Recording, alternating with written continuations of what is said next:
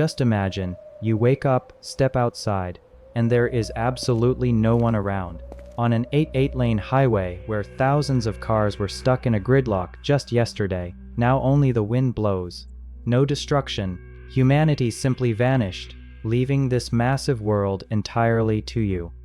You pull out your phone, no service. No one will text you or force you to answer calls anymore. Your phone has turned into a useless, glowing piece of plastic with a dead news feed. But at this exact moment, you couldn't care less.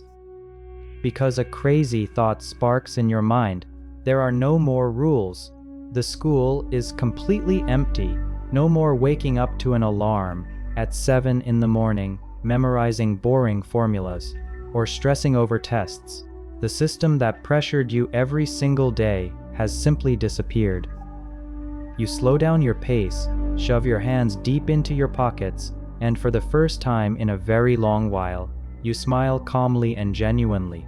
Finally, no one is demanding anything from you. You are a completely free person. All those notebooks, grades, and deadlines that used to seem so important are now just a pile of useless waste. You toss them into the trash bin, and it is probably the most satisfying feeling of your life. The past is erased. You are your own master. Your new life begins with a leisurely stroll. You walk into a massive supermarket. No more lines, complaining shoppers, or price tags.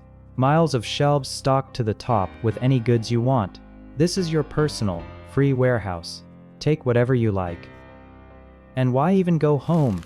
You can climb right onto the checkout counter with your feet up, crack open the biggest bag of chips, and just chill. Security guards. Getting into trouble? They aren't here anymore.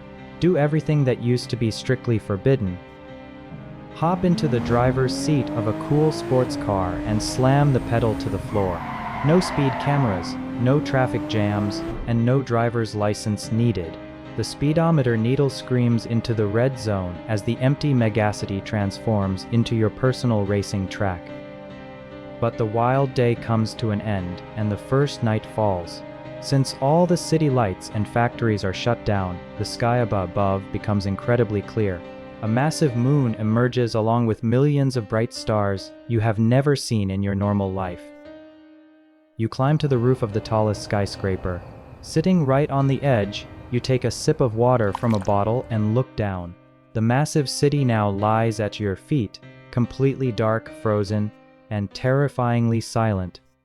Just second day, the euphoria completely vanishes. Freedom suddenly reveals its dark side. You sit on the curb by the roadside, staring down at the empty asphalt, realizing for the first time just how deafening the silence can be. You walk into the most expensive boutique and put on the branded clothes you could only dream of before. You slowly examine your reflection in the mirror, tilting your head, but there is absolute emptiness inside. As it turns out, expensive clothes only bring joy when there is someone around to appreciate them. All of our social masks, cool personas, and attempts to look important in front of others instantly shatter. You can walk in a designer suit right through the city center, but now it is just a piece of fabric. You have no one left to pretend for. Psychologists claim that a person's identity is formed only through connection with society. Every single second, we send and receive hundreds of invisible signals from those around us, without even noticing it. But when all these connections break, your brain begins to go crazy. You angrily throw your useless phone to the side, because the most expensive gadget in the world becomes just a piece of glass without people. You try to distract yourself. You turn on a game, holding the familiar controller in your hand, but playing alone, knowing that there isn't a single living soul left on the servers, becomes unbearable. Your thumb nervously twitches the stick, while the screen shows nothing but a blank menu. You wander into a massive city library, lie flat on your back on a heavy wooden table, and just stare at the ceiling. Your breathing is the only living sound for miles around. At some point, the fear turns into panic. You run out into the main city square, throw your arms wide open, and shout at the top of your lungs, desperately trying to rip through this cursed silence. But there is no answer. You return, fall face down onto a mattress, and let out a heavy sigh of helplessness. Your shoulders drop. Your pride and cynicism are completely broken. By the third day of isolation, your own mind declares war on you. The half of yourself, created by society, begins to slowly die off, plunging you into the terrifying mind games of your subconscious. The fourth night falls. It is the time when silence stops being just the absence of sound. It begins to suffocate you. You sit still at the kitchen table, too afraid to move, staring blankly into the dark hallway. Your brain is waiting for danger. Your eyes dart nervously from side to side. Every single corner of the empty apartment feels alien now. A drop of cold sweat slides down your cheek, but you are too frozen to even wipe it away, terrified of breaking this brittle, deafening emptiness. To keep from losing your mind, you start talking to yourself. But when your own massive shadow on the wall mimics your mouth movements with a strange delay, it becomes genuinely terrifying.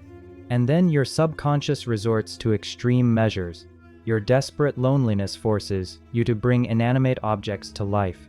You find a regular plastic mannequin and carefully, gently wrap a warm, knitted scarf around its neck. And suddenly, you are sitting across from it at the dining table. You actively gesture, argue, and share your thoughts, while the plastic figure just stares back at you, rigid and motionless. Your mind will accept any illusion of company. All of this just to protect you from realizing one chilling truth. In this whole vast universe, you are left absolutely, totally alone.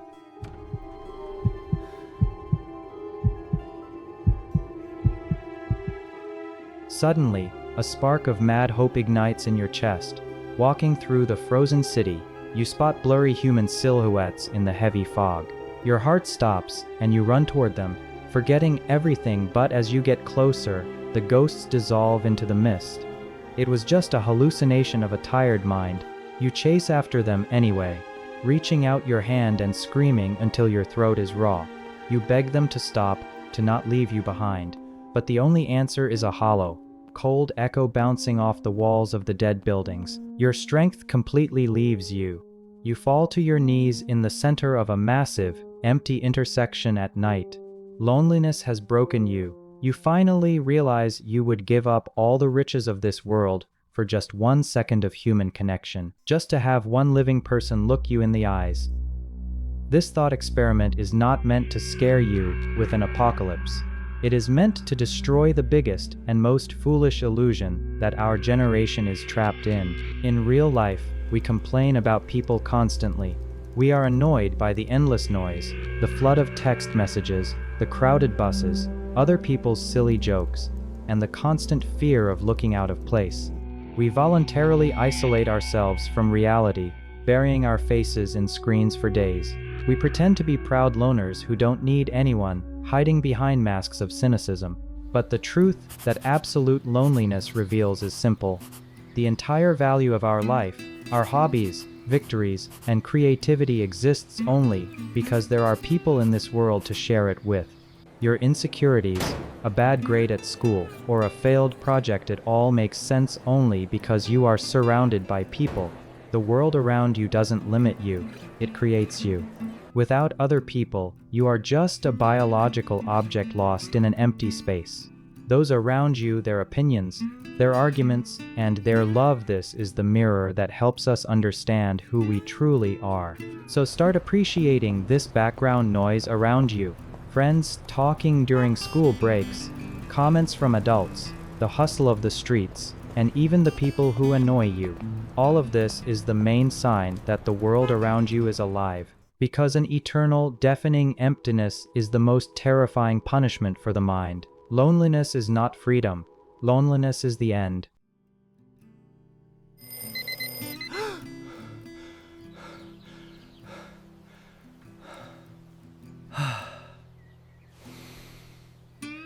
You smile with relief, put your phone away, and finally step out into the hallway, toward the people, toward real life, because you are not alone anymore.